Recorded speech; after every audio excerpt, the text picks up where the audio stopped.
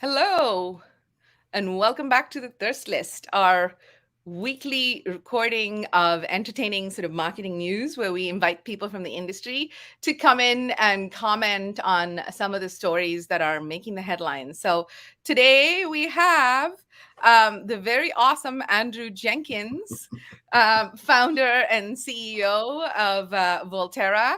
Fellow podcast host of the show, the high production, the high no, go Andrew, you tell me. I'm going to mess that up. The low production, high value show. So not the opposite that I was going for there. It's okay. Yeah. And author, and we'll hear a little bit more about Andrew's book as we get into this. So thanks, Andrew. We love chatting and strong opinions on what's going on around us. So we'll get started quite quickly and look at the first story, which as podcasters we're both very, very interested in. So for those who haven't necessarily been looking at this story, I'll quickly round it up so we know what we're talking about, and then we'll give you some thoughts. Essentially, the Joe Rogan show, which most people will know, is one of the biggest sort of productions on the podcast end of things. It's Spotify's own show, and Joe Rogan, for a while now, has been accused fairly repeatedly of spreading misinformation via his show. And he's got like this 3.5 hour Joe Rogan experience, and there's anti-vax rhetoric, there's much of that. So right now, after like a bunch of scientists have called for change, healthcare and people in science have like said this is not okay, he's got mass appeal, and somebody needs to put some regulation around this. And so Spotify is being called to like step in, and they're taking some heat for it. So I'd love to hear your thoughts. What do you think? Well, I mean, I do like Joe's show generally. I have listened to his stuff for quite some time. One of the reasons I've liked his show is, and many of his guests, we'll get to some of the more controversial guests.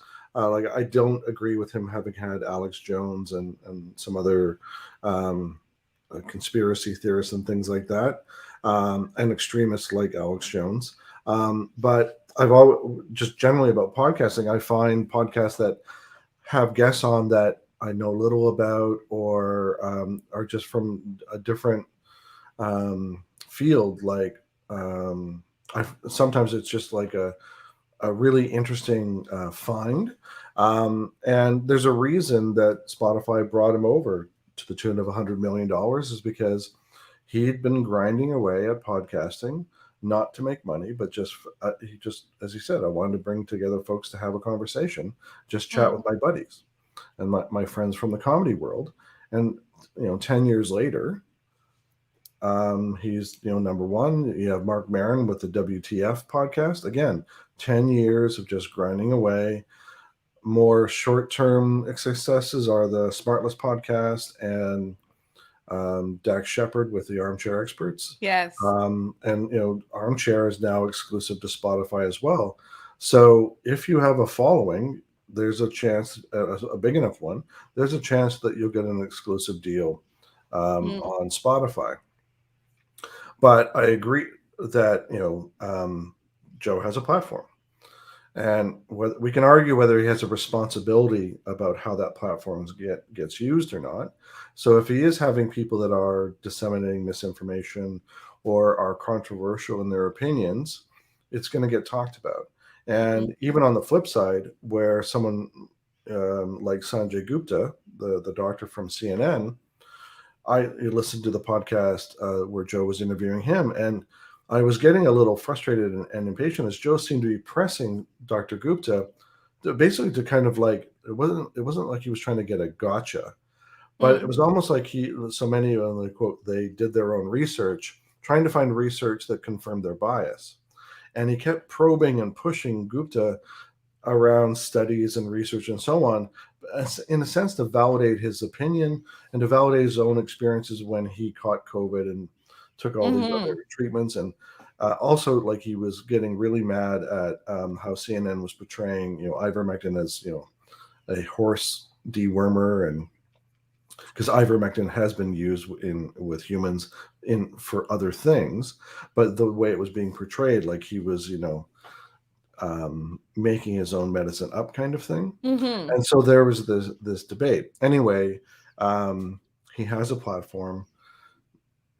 He made a lot of money to move that platform over to Spotify, Yes. and you know, Spotify's making a lot of money. I don't know if they'll feel pressure to It's rein him in. interest Yeah, it's interesting. I wonder what they'll do. There's a couple of things sort of I wanted to like double click on a little bit there. The first is, about Spotify making a lot of money and him making a lot of money from it. And Mhm, I wanted to, I was watching this interview on CTV where a couple of people were commenting on it. And Spotify has profited hugely from some of these announcements of podcasts that they've made. And mhm, some of the ones that they've announced have never actually gone forward. Like their stock prices went up hugely when they announced Michelle Obama and right.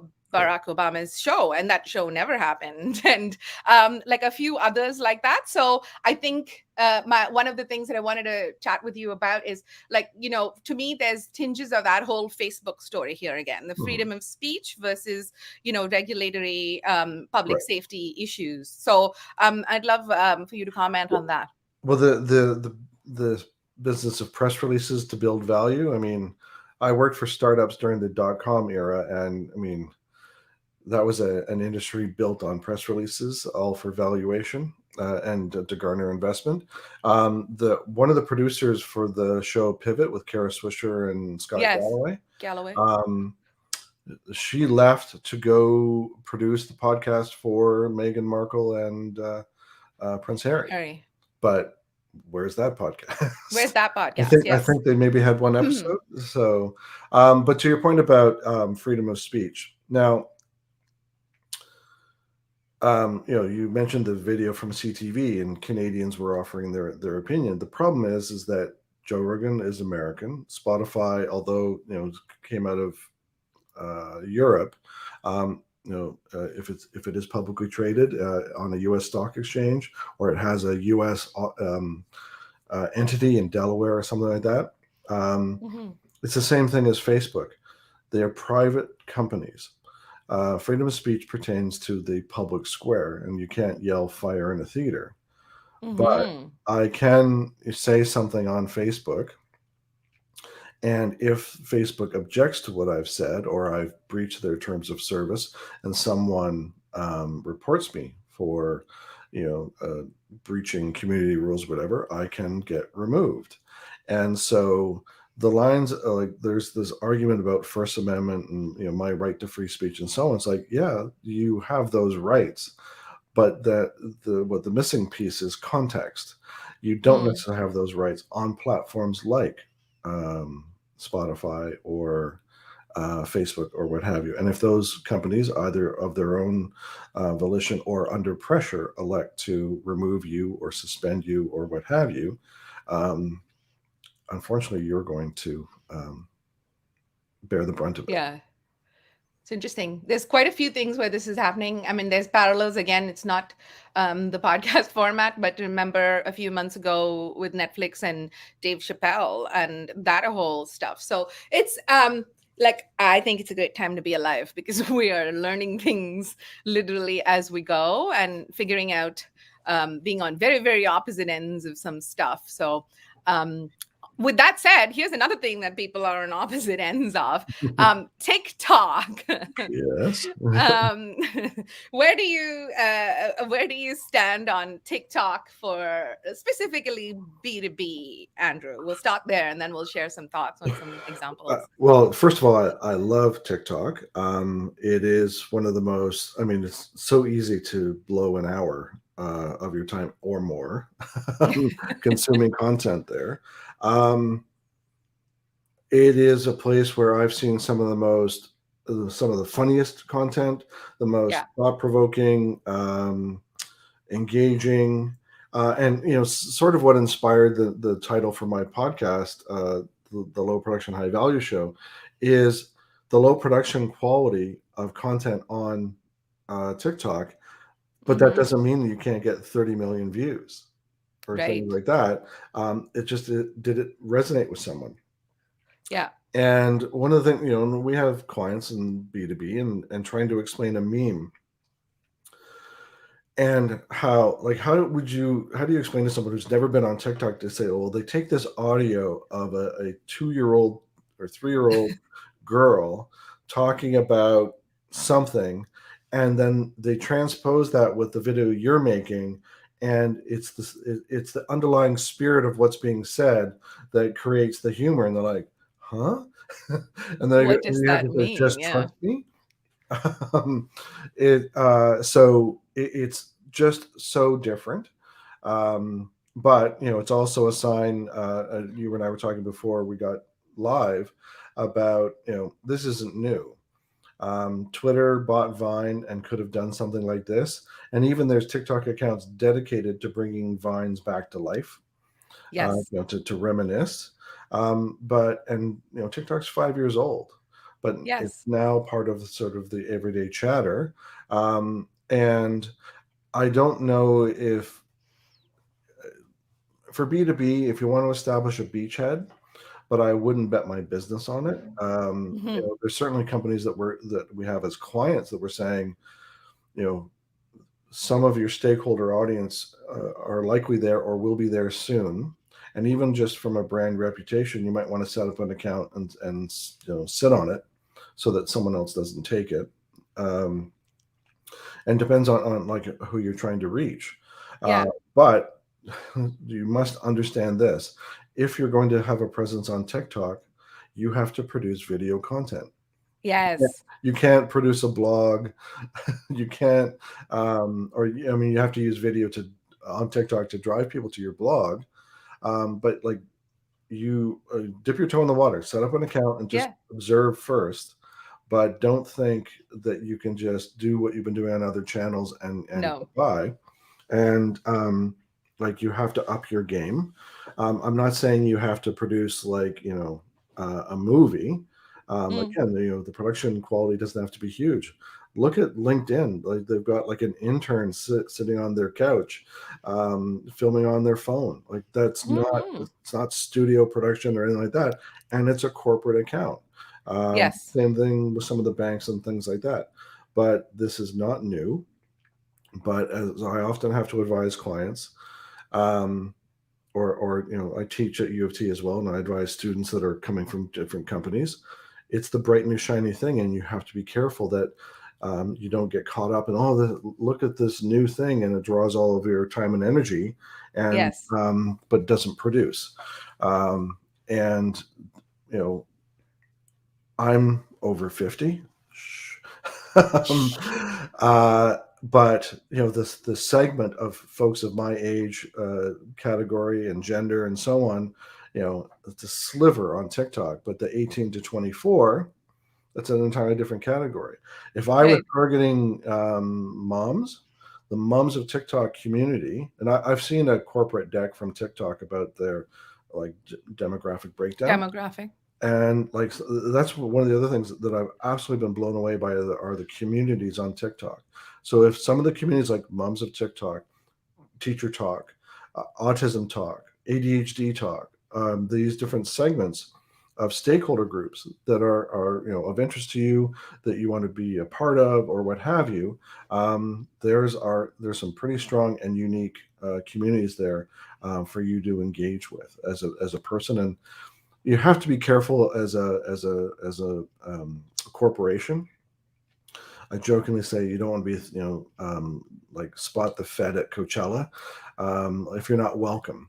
Yeah. You have to find an avenue in which that you are welcome versus you can't enter and pitch. Um, Yeah. Join and be a part of the community first. I think that sort of counts for all of the things right now. You can't just enter and pitch is the state of marketing. And that said, I think you've made some great points there about TikTok and like the demographic point that you were making. It's often you're like, oh, it's all kids and it's dismissed. Yes, and some And of these that's what they kids said about run. Yeah, Instagram, but now that's right. but I mean, Instagram is a decade old. There you go. So I And the think kids it's what left Instagram to go to TikTok. They did. I think as soon as we find it, they're gonna leave. So Oh, like they'll mom and all be dad have gone. shown up. Oh man, you ruined it. Well, Ruined it. and that too shall come. I'm not saying that TikTok will be ruined, but the younger group that was like it was their place Right. to gather, Yeah. distinct from their parents and the the older uncool folks, there'll be something else. There will. And I think, as far as, and we were again talking in the green room for a second there about how for B2B, a lot of this is new and sometimes intimidating depending on the tone of your organization and the style of your communication. But in the end, it really comes, bloggers have been doing this for a while, whether it is writing, in stream of consciousness, or whether it's showing up and doing vlogs with behind the scenes, or whether it's like, dancing out their frustrations on TikTok. Like this is stuff that takes it back to the human level as far as I'm concerned. Like Mhm. if that's why the enter and pitch, it's not so much about enter and pitch anything at all. It's about enter and entertain me. And then later I'll be like, who's that funny person that did that? So it's long game. And it's also about, from my perspective, it's about creative fun. Right. I mean, like, are you having fun doing this? And if you're not, then maybe you don't need to. Like, Well, maybe this doesn't need to be a part of it at all. they're not B2B. There's a company called Lumberland. They make Yeah. um, wooden shaped baseball bat mugs, Yeah. and they go around the office and they do like trivia contests with their staff. It's all an open office. They're out in the warehouse. They're talking to the folks in their open office desk, and they have like 1.2 million followers. And they'll Yeah. like put up pictures of like, here's like, it looks like a geography map. What country is this? And you have to guess it by the shape. Or like there'll be word puzzles and things like this. And they have, based on hashtags, they have to categorize the different sort of trivia stuff. Yeah. And like it has nothing to do with their business. It's just like they have the indirect halo effect of they have the sticky audience that comes for the trivia. Yes, I agree. And I think this is go finding on. it's finding yeah, it's just finding that finding your thing. But the other thing is like you can try a bunch of different things, but once you land on something, is to be consistent. I mean, people are buying a fixer upper house and they're sharing their journey. Um, Mhm. there's um, there's a mother who runs the account, but her daughter is on the spectrum, Mm. and but has a t-shirt business, and so like they have a community around her that is just advocating for her success and support. And so, like anyway, just all these fascinating examples of community that it's so unlike some of the other channels. So I agree. So not about just broadcast; it's about connection yeah. and community. There's a couple of examples that we were talking about and looked at, and I think it's worth checking. We won't be able to play the sound on this, but this one is a Nashville realtor who's talking about, like, she's basically educating on the market, and she's doing it really well with stuff like this, which is like split screens and green screens, and basically taking what was a market report to a whole other level via TikTok, I thought. And this is like not a new account. You can tell she's got, like, some followers. But this is Miss Excel. Again, these are inspiration, not necessarily like these people are making specific fortunes out of this, but Miss Excel, for example, is like hilarious. Like, I sent this to my husband who's in finance, and I was like, look how she talks about like basic formulas, and she's taking it to the next level. So these are some inspirations, I think, and along with what Andrew was talking about there. Well, there's a realty company in Northern California that do TikToks. So there was one where like they show a realtor from like selling Sunset getting out of his Lamborghini or something, Yeah, and then yeah. it cuts to them and they're getting out of their Toyota Corolla. So I mean, they're poking fun at themselves. They're like, again, still low production, whatever. But it's you want them to succeed because they've won you over with them being self-deprecating and so on. So Yeah. again, it's just the stuff you'll find every day. And one thing we have not talked about is the algorithm. that pushes Yes. content based on how you respond. The more you love something, the more you're going to see stuff just like it, and it just feeds off Yes. of itself.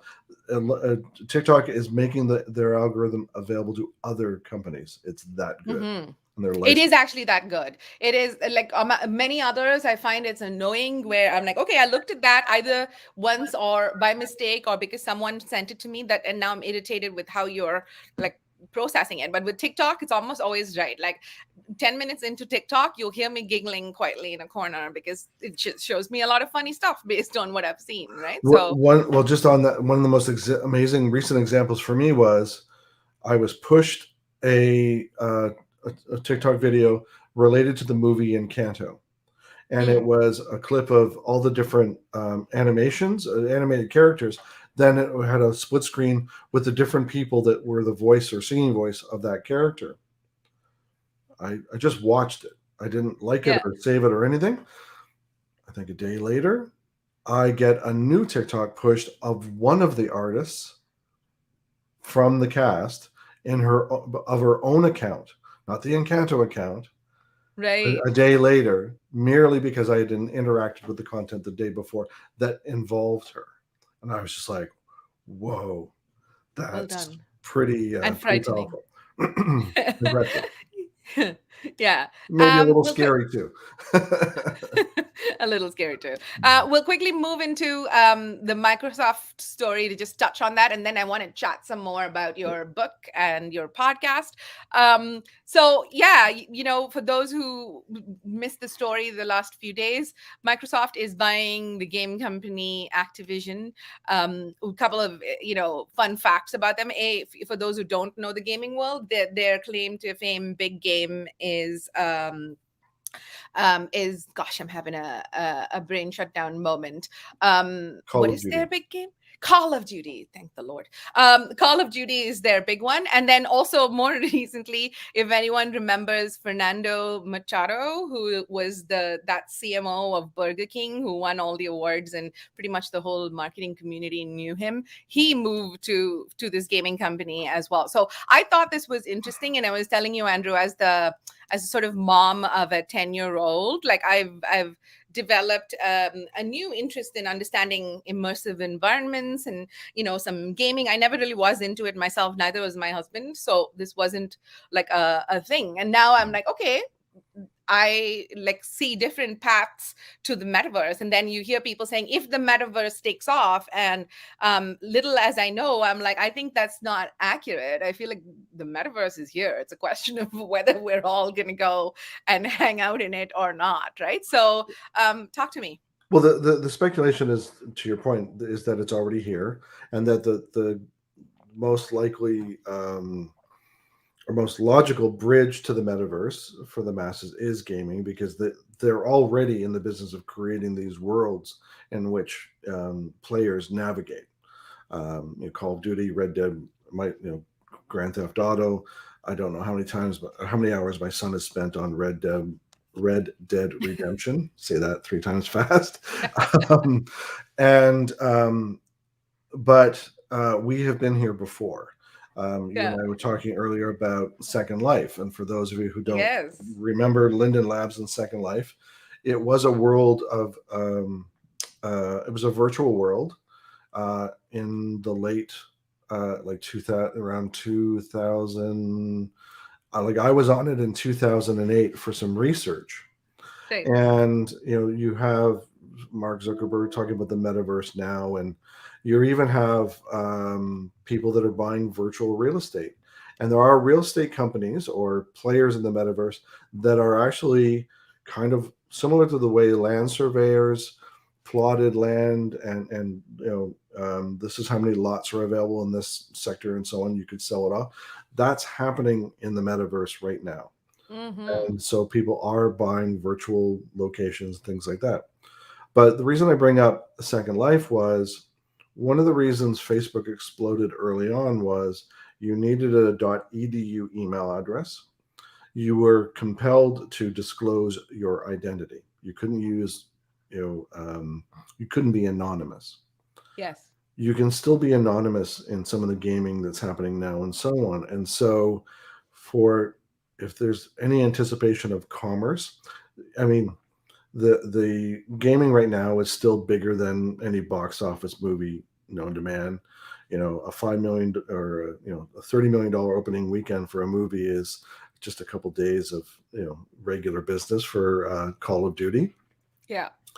But and parents like of children like yours, who are putting the credit card into the system so they can buy extra armor or whatever. There's commerce like that, but if you're looking for some sort of B2B opportunity down the road, there's no trust there just yet because of there's no required disclosure of identity.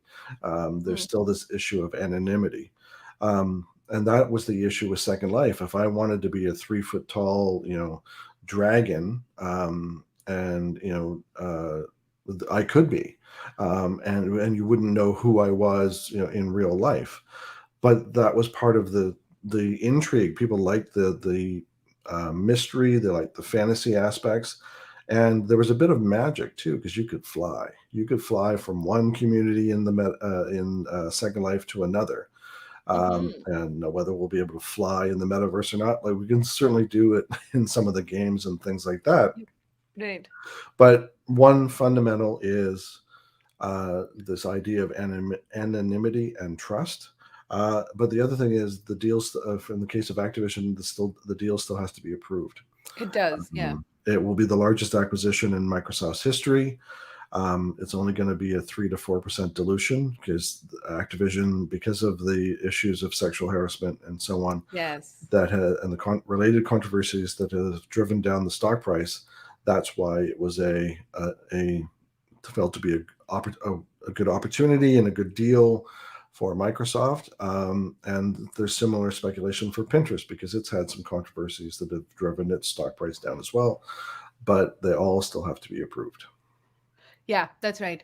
To your point about the trust and how it's going to go with commerce, like it's all about different levels in your head. Like I often think to myself, whether it's safe or not safe or whatever it is, I will fall with both arms wide open into things. I'm like, I cannot wait to upload myself into a cloud at some point, and not have to deal with life in the way that it is right now. So it's all about different And appetites. leave your soul to carry on without you.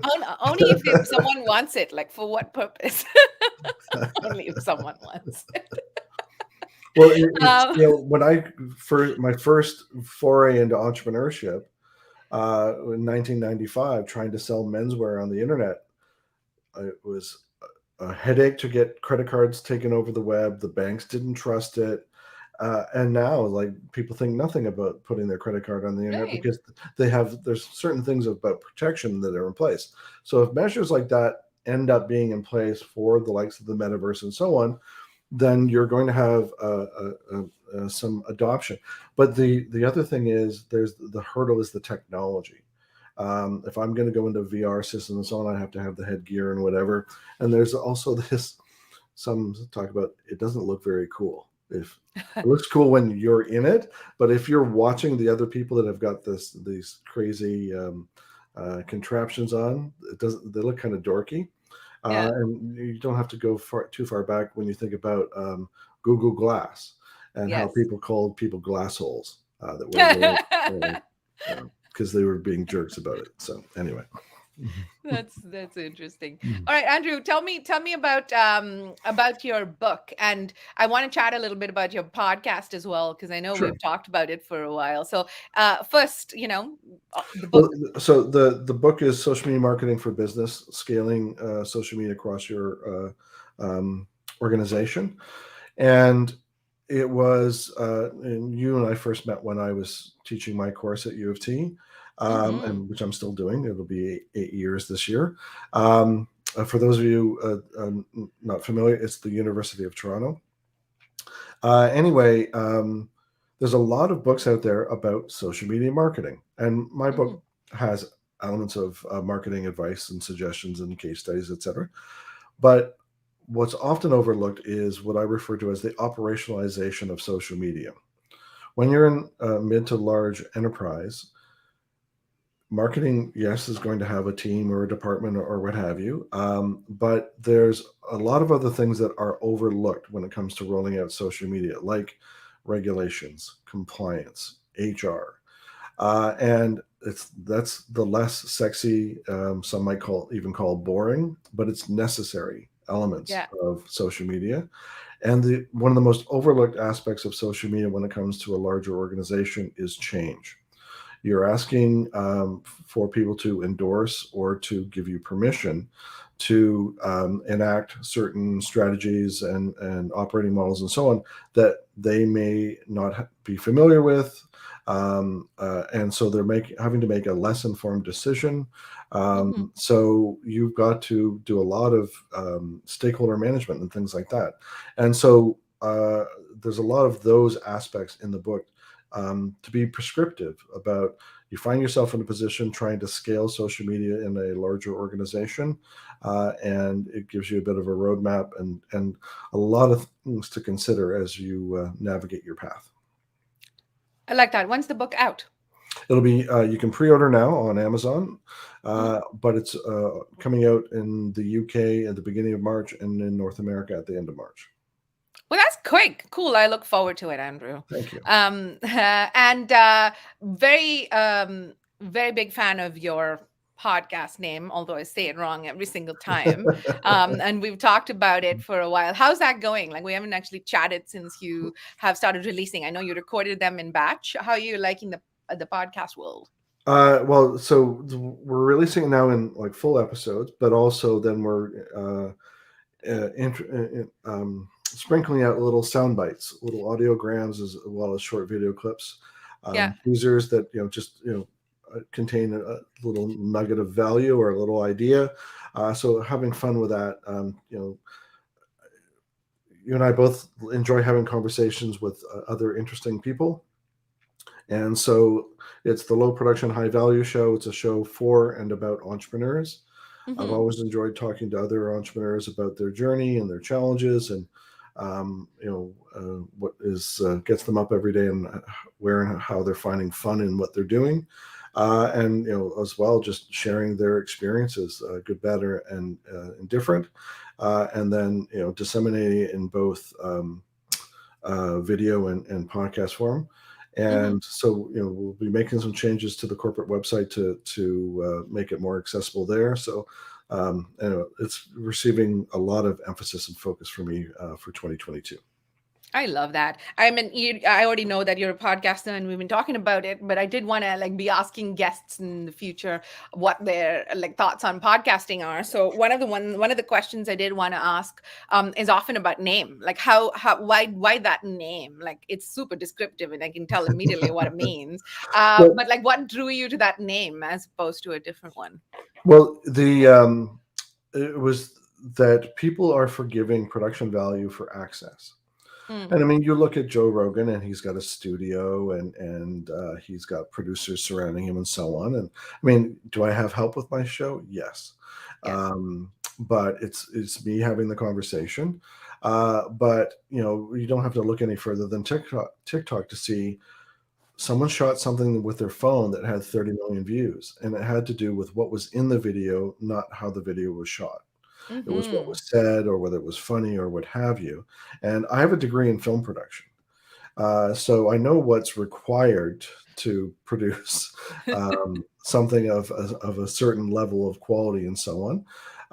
And I worked on films and commercials, and I know like how much money can be spent on a production. But that doesn't mean that people are going to watch it. And so to me, it's about, like I said, I wanted a show for and about entrepreneurs, and it's a Yeah. conversation. And it was more about what was in the conversation than how it looked. So That's very cool. What's on your podcast listen list? Is there anything in particular you're listening to now? I listen, it's pretty diverse. So I listen to Smartless with I love Smart List. Jason Yeah. Bateman and Will Arnett, and it's always funny. I listen to Team Coco, Conan O'Brien.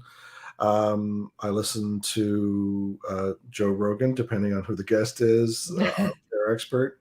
I really like Armchair Expert because of the diversity. He'll have Um, Dax Shepard's curiosity drives the conversation. So he'll have someone who's an author about anthropology, or a doctor, or then he'll have like Max Greenfield from New Girl. Like, so he'll have celebrities and A mixed athletes. Yeah, it's roster. Yeah. quite diverse, and like that's part of the reason. Like, I I had never listened to any.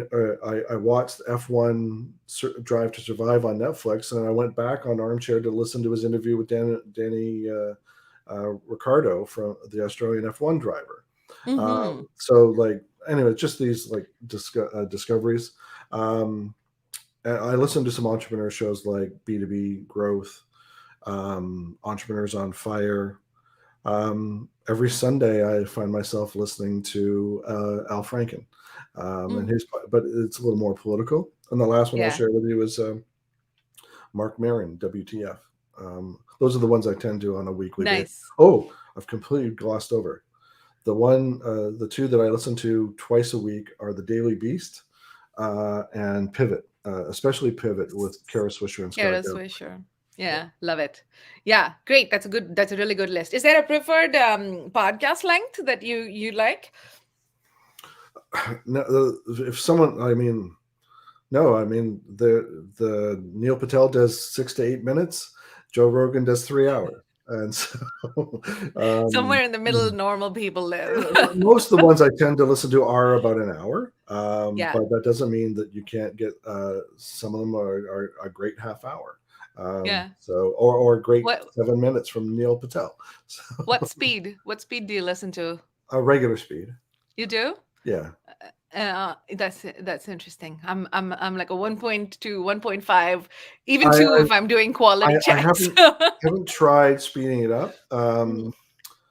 And but if I can't do something else, and like I can ride my bike or go for a walk and listen to a podcast, but I can't, or I can, maybe, do some puttering around the house or whatever and listen to a podcast, but I can't like be working on my computer and listen to a And podcast. yeah, I agree. I'm the same way. I'm that way about certain kinds of music as well, because I get really excited and into the music, and then I'll lose my thread on the other thing that's happening. And then I have a last question for you. What is there one thing that you wish that more podcasters would do, like a podcast pet peeve, or a podcast like, oh, here's some advice, everyone. um, hmm.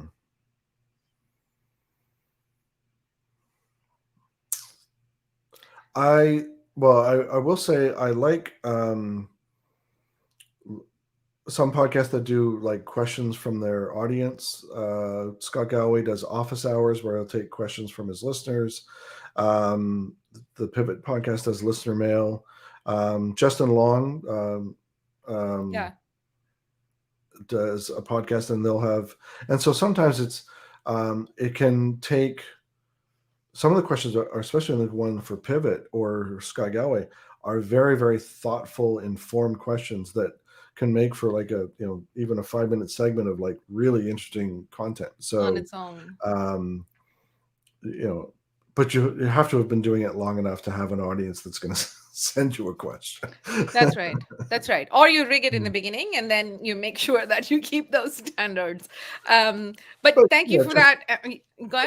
I was just going to say, and maybe the other thing is just, just relax, be yourself. And the other thing is like, be consistent, because there's so many podcasts on Spotify and Apple iTunes that, one of the things, I was slow in getting mine going because I got diverted with writing the book, and but now the push is on, but I'm not letting up. Like, Yes. WTF is 10 years old. Joe Rogan is 10 years old. Armchair is 4 years old.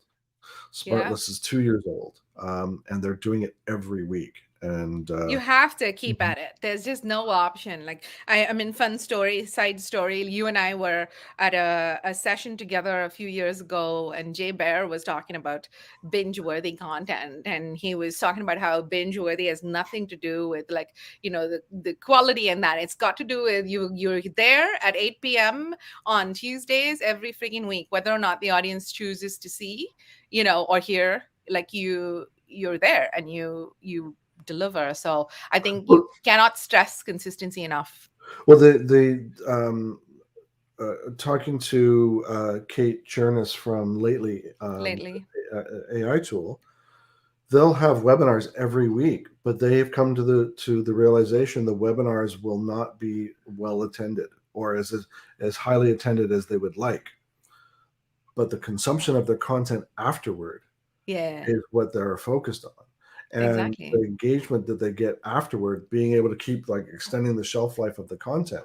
And so we've had to it's been quite a learning curve for some of our clients to say, don't focus on how many people showed up live, because most people are registering for a webinar now Mm, only to get the recording that's right. to listen to at their convenience. So, Yeah. and even the Or course I for the community, right? I mean, or yeah, if you've given enough value in the community and you've been called upon to share your stuff, then sure, people will come live. So the method is changing quite a bit. but you have to be prepared for both. But don't overlook the long tail after it. And so that's but to your point and Jay Bear's point, you have to still do it consistently. You really do. You really do. Well, go and follow Andrew's podcast, folks, and look out for his book. Thank you so much, Andrew. That was awesome. Always a pleasure chatting. Thank you. Thank you.